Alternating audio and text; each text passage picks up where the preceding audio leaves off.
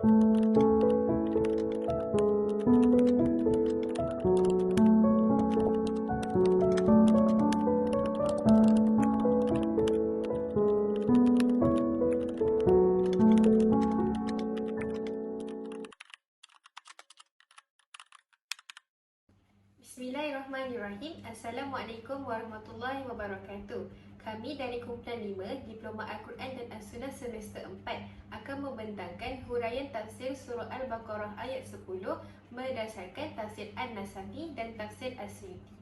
Saya Nur Aina Nabila binti Hanifah, nombor matrik 069214. Nama saya Nur Alia binti Abdul Haris, nombor matrik 068888. Nama saya Nur Afaf Akilah binti Anwar, nombor matrik 070604. Saya Adibah Nur Akilah binti Rusli, nombor matrik 08991. Saya Cikgu Hajar Kamila binti Cikgu Abdullah, nombor matrik 071588. Nama saya Nur Hidayatul Husna binti Muhammad Syafi'i, nombor matrik 070578. Nama saya Nur Faslisa Atira binti Naziha Alaiz Nazhar, nombor matrik 069865. Untuk tugasan ini, kami menggunakan 2 buah kitab sebagai rujukan dalam menulis huraian, iaitu yang pertama, Tafsirun Nasafi, Madarikut Tanzil wa Haqaiqut Ta'wil, penulisan Abil Barakat Abdullah bin Ahmad bin Mahmud Nasafi, dan yang kedua, kitab Tafsirul Durul Mansur fi Tafsirul Maksur, penulisan Abdul Rahman bin Kamal Abi Bakar bin Muhammad As-Suyuti. Jadi, sebelum kita masuk dengan lebih mendalam kepada huraian tafsir ayat 10 surah Al-Baqarah ini, mari sama-sama kita telusuri apa itu tafsir An-Nasafi dan apa itu tafsir As-Suyuti. Tafsir An-Nasafi Bira'i merupakan satu kaedah penafsiran ayat Al-Quran berdasarkan pendapat peribadi ahli-ahli tafsir, iaitu iktikad daripada analogi kias dan ijtihad. Penjelasan penafsiran Bira'i ini turut menerangkan kaedah ilmu bahasa Arab, sebab-sebab nuzul, dalil hukum yang ditunjukkan, nasikh dan mansukh, ilmu i'rab seperti nahwu dan sorof, cara bacaan, kelebihan dan lain-lain lagi. Manakala bagi tafsir As-Suyuti bil Maksur pula merupakan satu kaedah penerangan ayat Al-Quran secara terus daripada penjelasan ayat Al-Quran itu sendiri ataupun daripada Nabi Muhammad SAW, daripada para sahabat ataupun daripada para tabi'in.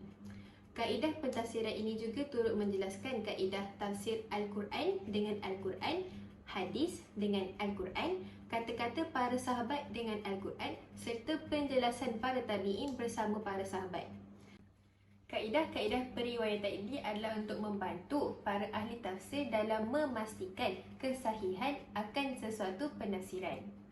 Oleh itu, kumpulan kami akan membentangkan penerangan tafsir 3 kalimah utama daripada ayat 10 surah Al-Baqarah berdasarkan tafsir An-Nasafi dan tafsir As-Suyuti.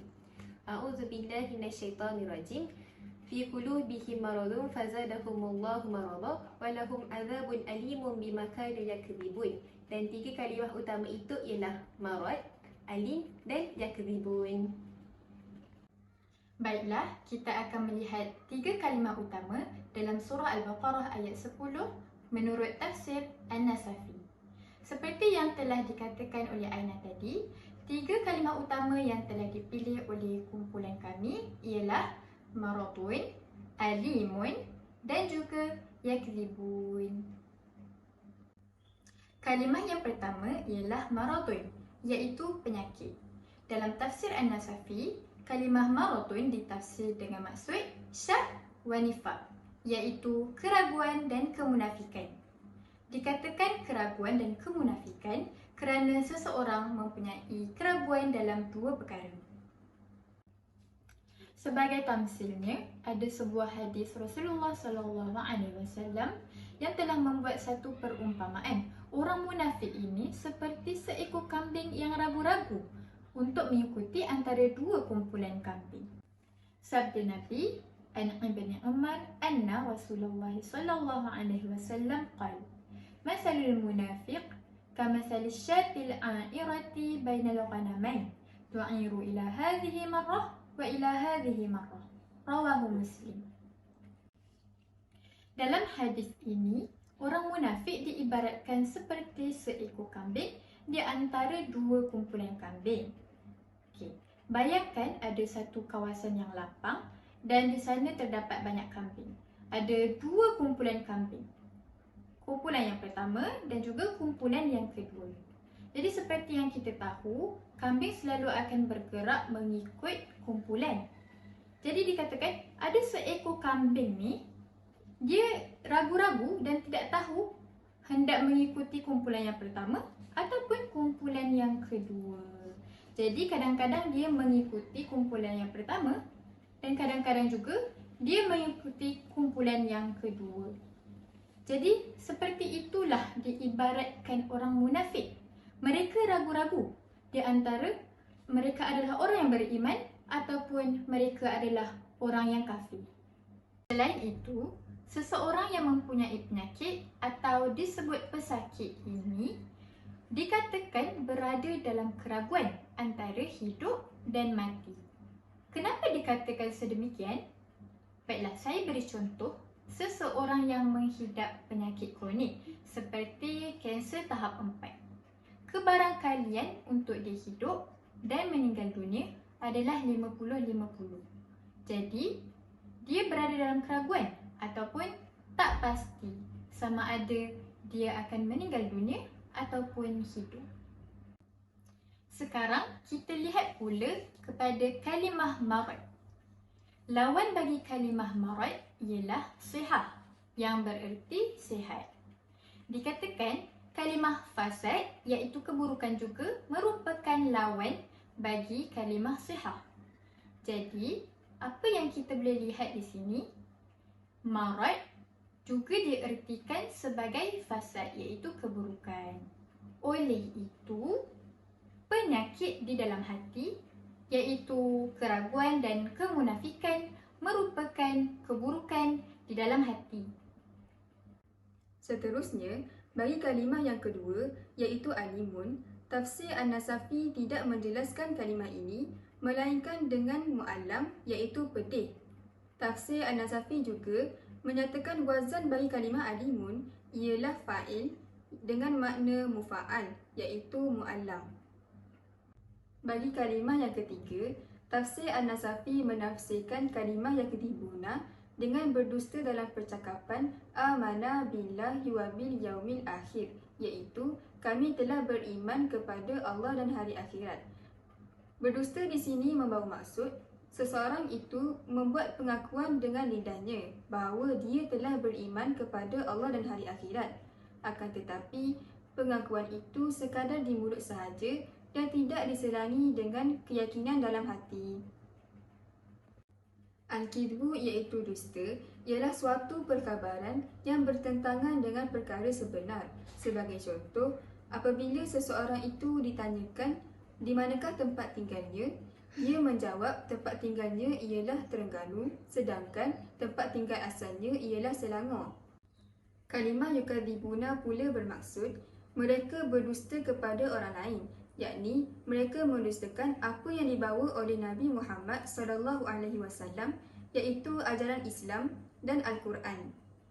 Dalam riwayat lain, dikatakan bahawa apabila seseorang itu berdusta, dia akan berlebihan dalam berdusta sebagaimana dia berlebihan ketika mengucapkan perkara yang sebenar.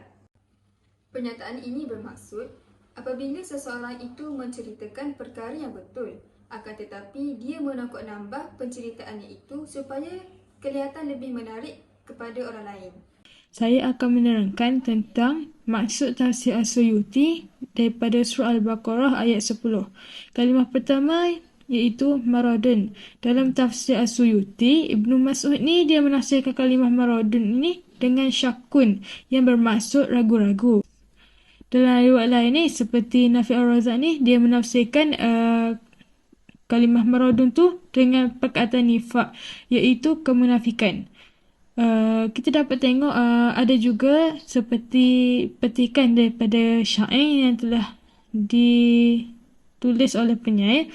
Maksudnya Saya memuji seseorang dengan kesopanan dan saya melihat dada mereka ni mendidih kerana penyakit mereka. Ibn Abbas ni dia menyebutkan kedua-dua tafsiran ni dalam riwayatnya.